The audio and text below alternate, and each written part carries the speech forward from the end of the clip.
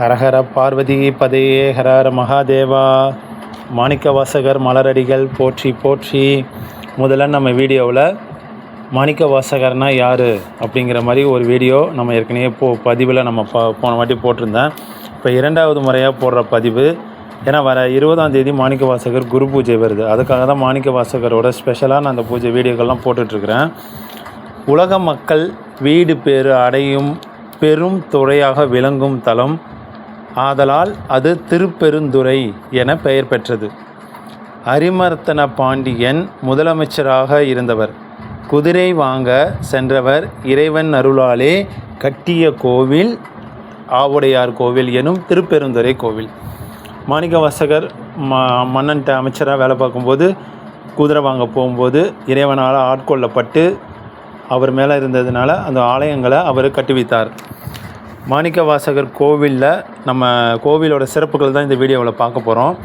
மாணிக்கவாசகர் கட்டிய திருக்கோவில், அதனால் அந்த கோவில் ஆத்மநாதர் அப்படின்னு அவரோட பேர், மூலவர் பேர்.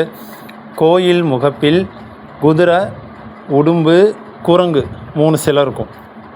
அதுக்கு என்ன அர்த்தம்னா, கோயிலோட என்ட்ரன்ஸ்லேயே இருக்கும். அது குரங்கு மனிதனோட மனம் குரங்கு மாதிரி இடம் விட்டு இடம் மாறி தாவி போய்கிட்டே இருக்கும் அப்படிங்கிறத உணர்த்தத்துக்காக குரங்கு. உடும்புனா இறைவனை நம்ம பிடிச்சோம்னா உடும்பு பிடியாக பிடிக்கணும். அடுத்து குதிரையோட வேகம் எப்படியோ அதே மாதிரி இறைவனை நோக்கி நம்ம வேகமாக பயணிக்கணும் அப்படின்னு சொல்லுவார். அதுதான் அதனுடைய அர்த்தம். இந்த ஆலயத்தில் எங்குமே இல்லாத சிறப்புகள் என்னென்னா, நந்தி கிடையாது, கொடிமரம் கிடையாது, சண்டிகேஸ்வரர் கிடையாது, நவக்கிரகம் கிடையாது. இந்த ஆலயத்தில் கருவறையில் சிவலிங்கத்தில் ஆவுடை மட்டும்தான் இருக்கும். யோகாம்பிகை பாதம் மட்டும்தான் அந்த ஆலயத்தில் இருக்கும்.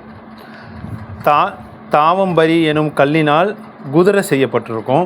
அதில் சிவபெருமான் அமர்ந்திருப்பது போல் சிற்பம் இருக்கும். அந்த குதிரை உயிர் உள்ள சிலை போல இருப்பது மிகவும் சிறப்பு வாய்ந்ததாக கருதப்படுகிறது. குதிரை பஞ்ச கல்யாணி குதிரையாகும். குதிரையின் 4 கால்கள் வெள்ளை நிறத்தோடு இருக்கும். மேலும் பற்கள் வெள்ளை நிறமாக காணப்படும். கோவில் கூரையில் உள்ள சிலைகள், சிற்பங்கள் அனைத்துமே நம்ம அழகிய வேலைப்பாடுகளுடன் கூடிய, இப்போ மரத்தில் செஞ்சோம்னா எப்படி இருக்குமோ அதே மாதிரி தத்துரூபமாக அவ்வளோ அழகாக ரசிக்கக்கூடிய தன்மையாக கருங்கல்லால் மாணிக்கவாசகர் அந்த ஆலயத்தை எழுப்பியிருக்கிறார். கோவிலுடைய தலமரம் குருந்த மரம். தீர்த்தம் அக்னி தீர்த்தம். இந்த ஆலயத்தில் 6 காலமும் பூஜைகள் நடக்குது. மதியம் புழுங்கல் அரிசியில் நெய்வேதனம் செஞ்சு பாகற்காய் வச்சு ஆவி பறக்க சாதம் வச்சு அதில் பாவக்காய் வச்சு ஆவுடையாருக்கு படைப்பாங்க. ஆவி உடையார், ஆவுடையார் அப்படின்னு ஒரு பேரும் அந்த ஆலயத்துக்கு இருக்குது. இந்த ஆலயத்தில் மாணிக்கவாசகருக்கு 18 பெயர்கள் கொண்டு அழைக்கப்படுகிறார். அதே மாதிரி ஆத்மநாத சுவாமிக்கும் 18 பெயர்கள் உண்டு. இந்த ஆலயத்தில் கருவறையில் ஆவுடையாருக்கு பின்பு 27 நட்சத்திரங்களால் பொறிக்கப்பட்ட திருவாச்சி இருக்கும். அதுக்கு மேலே 3 விளக்குகள் வைத்து தீபம் ஏற்றுவாங்க. அதில் ஒரு தீபம் அக்னியாகவும், இன்னொரு தீபம் சூரியனாகவும், இன்னொரு இது சந்திரனாகவும் குறிக்கிறது. ஆலயத்தில் பூஜைகளின் போது சங்கு, புல்லாங்குழல், முகவீணை, அதாவது எந்த ஆலயத்திலுமே வைணவ தலத்தில் மட்டும்தான் புல்லாங்குழல்லாம் வாசிப்பாங்க. ஆனால் இந்த ஆலயத்தில் மட்டும் மாணிக்கவாசகருக்கு புல்லாங்குழல், சங்கு எல்லாமே வாசிக்கிறாங்க. அடுத்து இங்கே இருக்கக்கூடிய ஆலயத்தில் நம்ம ரசிக்கக்கூடிய சிற்பங்கள் அப்படின்னு பார்த்தா, வல்ல கணபதி, உக்கிரக நரசிம்மர், பத்திரகாளி, ஊர்த்துவ தாண்டவர், வில் ஏந்திய முருகர், பிக்ஷாடனர், அரியந்த மூர்த்தி, வீரபத்திரர், குறவன் குறவத்தி, ஒரே கல்லினால் செய்யப்பட்ட 1000 கால்களை 1008 சிவாலயம் உள்ள திருவுருவமும் இந்த கோவிலில் நடனக்கலைக்கு ஒரு முத்திரையாக கருதப்படுகிறது. இதெல்லாம் நம்ம ஆலயத்தில் இருந்து ரசிக்கக்கூடிய இது. அதுவும் இல்லாமல் இந்த ஆலயத்தில் மாணிக்கவாசகர் அமைச்சராக இந்த இங்கே தீட்சை குருந்தமத்தடியில் தீட்சை வாங்கிறதுக்கு முன்னாடி வந்த சிற்பமும் ஒரு பக்கம் இருக்கும். இன்னொரு பக்கம் அவர் தீட்சை வாங்கினதுக்கப்புறம் எல்லாத்தையும் திறந்து கோவில் கட்டும்போது இடுப்பில் துணி மட்டும் கட்டிக்கிட்டு இருக்கிற மாதிரி ஒரு சிற்பமும் அது இருக்கும். மேலும் இந்த ஆலயத்தில் சிவனே குரு, குருவே சிவம், அப்படி தான் இந்த ஆலயத்தில் கருதப்படுகிறது. மாணிக்கவாசகர் ஆனி மக நட்சத்திரத்தில் 11 நாட்கள் திருவிழா இங்கு நடத்தப்படுகிறது. ஆனி மாதம் மாணிக்கவாசகர் குரு பூஜை அப்போ 11 நாட்கள் இங்கே திருவிழா நடக்கும்.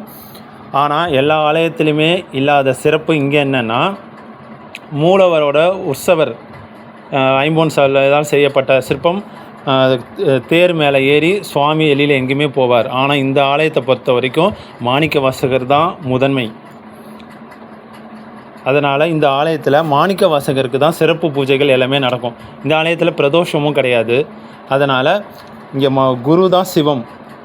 ஏன்னா முதல் வீடியோவிலே நான் சொல்லியிருப்பேன், சிவனே குரு, சிவனே மாணிக்கவாசகர், மாணிக்கவாசகரே சிவம் அப்படின்னு முதல் வீடியோவில் சொல்லியிருக்கிறேன்.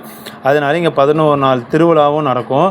இதில் தேர் விழாவில் சிவனுக்கு பதிலாக மாணிக்கவாசகர் அந்த தேர் மேலே ஏறி அமர்ந்து போயிட்டு வர்றது காட்சி கொடுப்பார். அது ஊர் மக்கள் பவனி இழுத்து திருவிழாவாக நடத்துவாங்க. இந்த ஆலயத்தில் இன்னொரு சிறப்பு என்னென்னா, ஆலயத்தின் இன்னொரு சிறப்பு, சிவனுக்கு அடுத்து விடை மேலே, அதாவது நந்தி மேலே உட்கார்ந்து வீதி உலா போகக்கூடிய ஒரு குருமாரனா இவர் மட்டும்தான். அதுதான் இந்த ஆலயத்தோட மிகவும் சிறப்பு. இன்னும் சொல்கிறதுக்கு வார்த்தைகளே கிடையாது. அந்தளவுக்கு இந்த ஆலயத்தில் பல சிறப்புகள் இருக்குது. இதில் வந்து குறைந்தபட்ச வீடியோவாக நம்ம போட முடியுங்கிறதுக்காக தான் நான் இந்த மாதிரி பதிவுகளை சுருக்கி நான் சொல்லியிருக்கிறேன். நெக்ஸ்ட் வீடியோவில் இவரோட இதை பற்றி ஃபுல் வீடியோவும் நான் போடுறேன். ஹரஹர பார்வதி பதையே, ஹரஹர மகாதேவா, மாணிக்கவாசகர் மலரடிகள் போற்றி போற்றி.